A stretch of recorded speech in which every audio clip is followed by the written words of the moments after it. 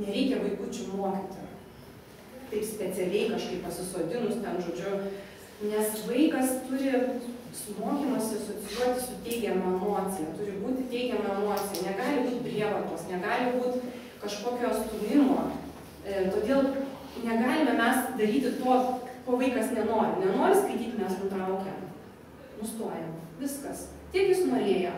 Jeigu mes tik tai panaudosime neigiamą emociją, smegenys iš karto pas jį užsifiksuoja, kad tai yra nemalonu ir visą gyvenimą jis gali nemėgti tų knygų, nes mes verčiam.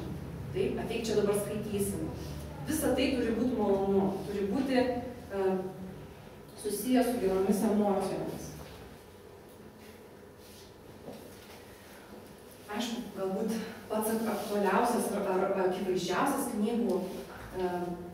akivaizdžiausia knygų nauda yra kalbos mokymasis. Tai skaitydami knygas mes mokome vaiką kalbos, mes perduodame jam kalbą. Mes perduodame jam garsus. Būtent ankstyvajame tam periode, kada kūdikis yra nuo gimimo iki metukų, ankstyvajame periode jis iš pat pradžių gaudo mūsų garsus. Jisai girdi, ką mes šnekame.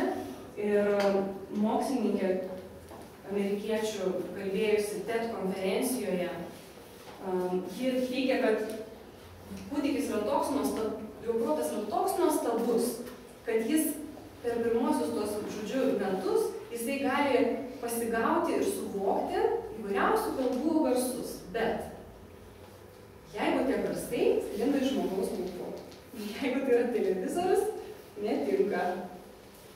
Turi būti bendravimas, turi būti socialinis ryšys. Žodžiu, mes esame socialios būtybės ir mūsų pirmasis poreikis yra bendrauti. Kai mes atsisėdam su vaikučiu, tai pasidodinam jį šalia,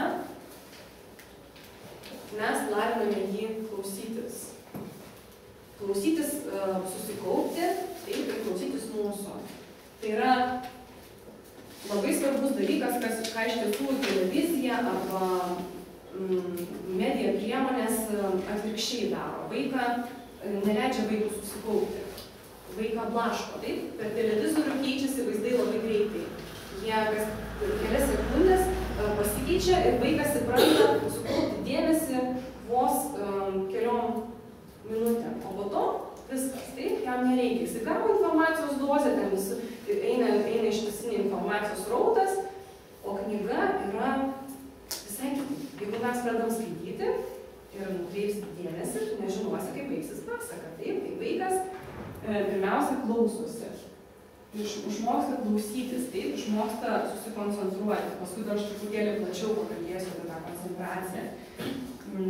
Apie tai, ką duoda. Toliau antras dalykas yra plečia žodyną. Plečia vaiko įvairių žodžių. Žodžiu, vaikas gali išmokti daug daugiau žodžių skaitant knygeles, negu vien tik bendraujant su tėvais. Taip, nes knygelėse yra labai daug retų žodžių, kurių mes kasdieną savo kalboje nenaudojame. Mes kalbame supaprastinta kalba. Ir yra paskaičiuota mokslininkų, kad žmogus, net ir labai intelektuali šeima, nenaudoja tam tikrų žodžių kiekvieną dieną. Taip, mes buitinė kalba yra paprasta labai. Bet mes turime nuostabią kalbą, mūsų kalba labai yra turtinga, yra ir termiški žodžiai, yra senoviniai žodžiai, taip, yra sinonimų daug. Ir knyga, skaitant knygą, vaikas visus tos žodžius įsimena. Ypatingai mažas kūdikis, sakoma jam, kad iš viso mažas kūdikis tiesiog žodžius susideda į galvą dar nesuvokdamas jų ir nemokėdamas pasakyti. Bet jam atminty jau ten susidėlioja, susidaro tos jungtis ir jisai tos žodelius jau turi. Ir po to, kai jis jau pradės kalbėti, jas tai ką pasipila. Taip yra sakoma, kad kai kurie vaikučiai tyli, o paskui jau kai pradeda kalbėti, tai sakiniais. Tai vaiko protas visus tos žodžius išgirsta ir jis juos įsimena. Ir netgi yra sakoma, kad mes suaugę žmonės visas knygas, kurias perskaitėme, nežinome mintinai, bet kažkaip tai nueina ten į pasąmonę ir sėdi viskas, visi tie tekstai. O vaikučio, žodžiu, tos imlios smegenys tiesiog sugeria viską. Skaitant mes susipažįstame su kalbos struktūra. Tai mes suprantame žodžių tvarką sakiny, taip, jeigu palyginsim kalbas, tarkim, anglų kalbą ir lietuvių kalbą, tai anglų kalboje yra labai griežta sakinių tvarka ir ten žodis, pirmiausia, veiksnys, tarinys, aplinkybės, o mes galim maišyti kaip norim, taip.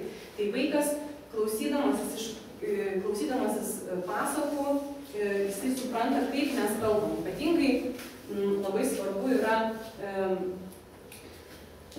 labai naudinga yra skaityti poeziją. Vaikas supranta tą žodžių žaismą, kaip Loreta minėjo, tai tą žavesį kalbos, skambesį. Ir jūs pamatysite, kaip jiems patinka kartoti, taip, jie kaip eilėraštukus mokosi ir natūraliai išmoksta. Reikia mokyti nuo to skaitimo, paskui jam taip smagu yra kartoti ir jis tiesiog džiaugiasi, jam tas skambesys žavus yra kalbos.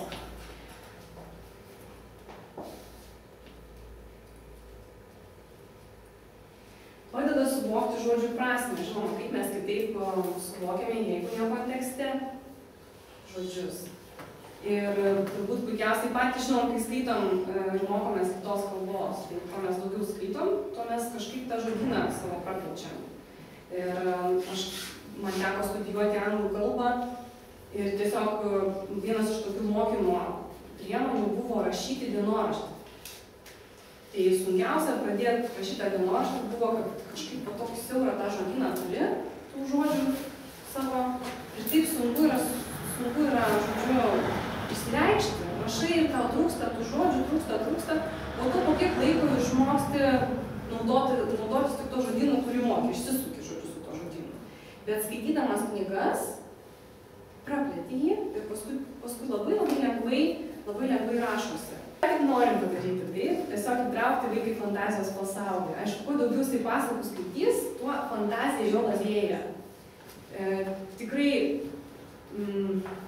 tie vaikai, kurie daug skaito knygų, turbūt ir mokytojai patiria, jie daug laisviau rašo rašinėlius, taip, yra kalba tokia lengvesnė, jie tiesiog tas struktūras pasiima iš įvairių autorių ir labai svarbu, kad knyga būtų graži.